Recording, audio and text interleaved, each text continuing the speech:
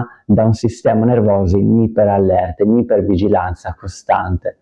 Ed è andato in ipervigilanza costante probabilmente per traumi psicofisici, ma anche per ansia, stress, emozioni represse. Questa tecnica di tapping EFT va proprio a calmare il sistema nervoso centrale, che è colui che crea il dolore e perpetua il dolore, attraverso appunto delle stimolazioni di diversi punti del nostro corpo, dove vanno a intersecarsi i meridiani.